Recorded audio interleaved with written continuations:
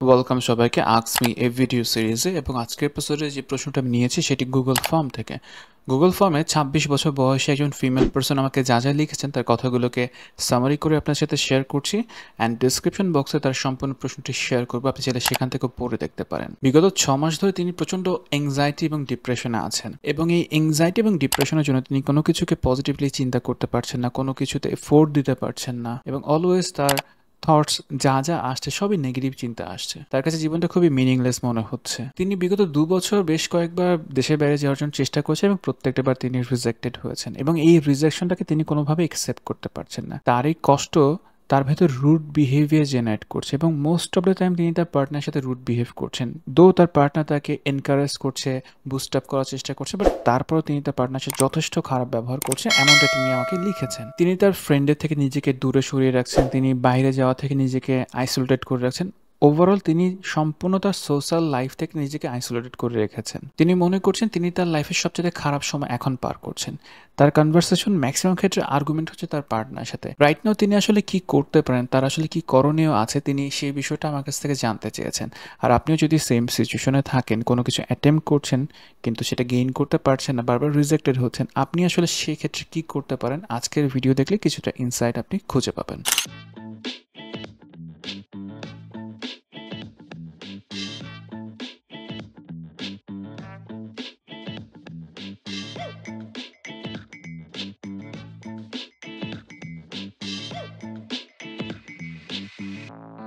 আমরা যখন কোনো কিছু নিয়ে চেষ্টা করি, বারবার চেষ্টা করি, এটা আমাকে পেতেই হবে, পেতেই হবে। অ্যান্ড এটা যখন না পাই আমাদের মধ্যে প্রচণ্ড ফ্রাস্ট্রেশন কাজ করে। সেটা হোক আমি অ্যাব্রোডে যাওয়ার চেষ্টা করছি, সেটা হোক আমি কোনো গভর্নমেন্ট জবের জন্য ট্রাই করছি, সেটা হোক আমি কোনো রিলেশনশিপে ইমপ্রুভমেন্ট চাচ্ছি, যাই হোক না কেন, পৃথিবীতে যাই আমি অনেক মন থেকে চাই, অনেক এফোর্ট দিয়ে চাই, অ্যান্ড আমি ওটা পাচ্ছি না, সামহাও পাচ্ছি না, আমাদের কষ্ট লাগে, যে কষ্ট খুবই স্বাভাবিক। এখন ডিপ্রেশন খুব সাধারণভাবে যেটা হয়, অতীতের কোনো কষ্ট আমাকে বারবার কষ্ট দিচ্ছে। মানে আমি এতবার চেষ্টা করলাম, ৬ মাস ২ বছর আমি চেষ্টা করলাম, কিন্তু আমি অ্যাব্রোডে যাওয়ার জন্য ভিসা পাচ্ছি না, আমি এই জায়গাটায় কষ্ট পাচ্ছি। অ্যান্ড এংজাইটি যেটা ক্রিয়েট করে, ফিউচার তাহলে কি হবে, এই দেশে আমার কোনো ফিউচার নেই, আমাকে ওইখানেই যেতে হবে, আমাকে ওইখানে ক্যারিয়ার বিল্ড আপ করতে হবে, আমাকে ওইখানে স্টাডি করতে হবে, না করতে পারলে আমার লাইফে কোনো মিনিং নেই। That's create an anxiety. এখন ডিপ্রেশন অ্যান্ড এংজাইটিকে যদি আমি পাশাপাশি রেখে কথা বলার চেষ্টা করি, ডিপ্রেশন আপনাকে পাস্টে স্টাক করে দিচ্ছে, অ্যান্ড এংজাইটি আপনার ফিউচার নিয়ে বারবার দুশ্চিন্তা বাড়াচ্ছে, ফিউচারে কী হবে, ফিউচারে কী হবে, অ্যান্ড দেয়ারফর আপনি প্রেজেন্টে ফোকাস করতে পারছেন না। প্রেজেন্ট আপনার জন্য আর ফোকাস থাকছে না, এটা ডিফোকাস হয়ে যাচ্ছে। আর আপনি এই এংজাইটি এবং ডিপ্রেশনের জন্য আপনার পার্টনারের সাথে রুড বিহেভ করছেন, আপনার বিহেভিয়ার ড্রাস্টিক্যালি চেঞ্জ হচ্ছে। আপনার মূলত যেই কাজটাকে ফার্স্টলি করতে হবে সেটা হচ্ছে অ্যাকনলেজ করা। আপনি অ্যাকনলেজ করবেন যে আপনার ভিসা রিজেক্টেড হয়েছে, আপনি অনেকবার ট্রাই করেছেন লাস্ট 2 ইয়ার্স, প্রতিটা বার আপনি ফেইল করেছেন। প্রতিটা বার আপনি ফেইল করেছেন এই কারণে যে আপনি যেই অ্যাপ্রোচে দিচ্ছেন সামহাও এটা রিজেক্টেড হচ্ছে। এটা অ্যাকনলেজ করা এবং নিজেকে কাম রাখা, যে ওকে ফাইন, আমি রিজেক্টেড হয়েছি।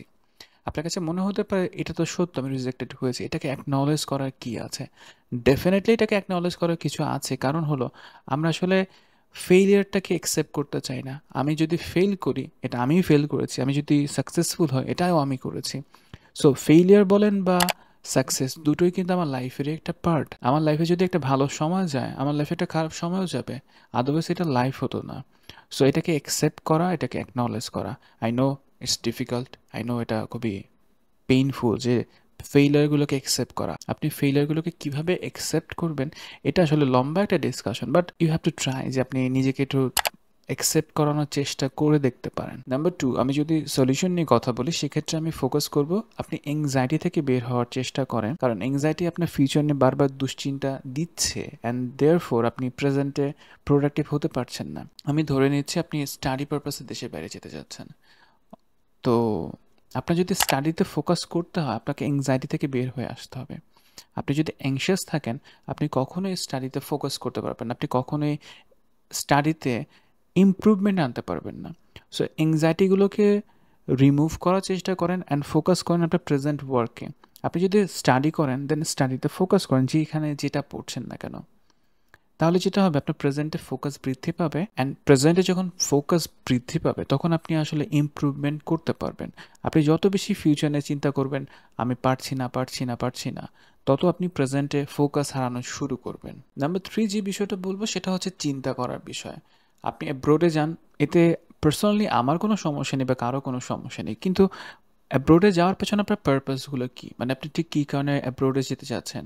আপনার কি যেই দেশে আছেন সেই দেশে কি আপনি কমফোর্ট ফিল করছেন না, বা আপনার কি আসলে এই দেশ ছেড়ে যেতেই হবে? এই কারণটা আপনাকে আসলে খুবই ক্লিয়ারলি জানা থাকতে হবে।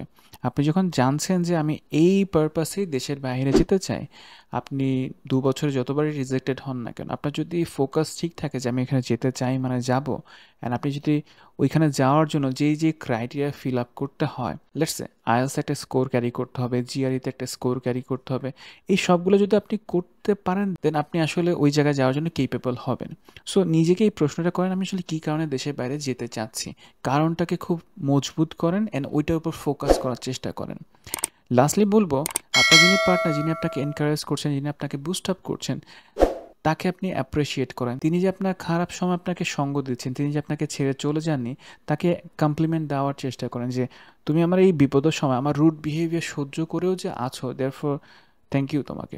তার প্রতি আপনার গ্র্যাটিটিউড থাকলে সেটা শো করেন অ্যান্ড তাকে বলেন আপনার মনের কথা যে আপনি তার প্রতি কৃতজ্ঞ, যদি আপনি কৃতজ্ঞ বোধ করে থাকেন। ভিডিও শেষে আমি বলতে চাই, আপনি যে দেশে যাওয়ার জন্য ট্রাই করছেন সেই দেশে গেলে আপনার আসলে কি কি বেনিফিটস আছে, অ্যান্ড সেই দেশে যেতে না পারলে আপনি কি কি ডিমেরিটসে থাকবেন, এটা একটু চিন্তা করে দেখেন।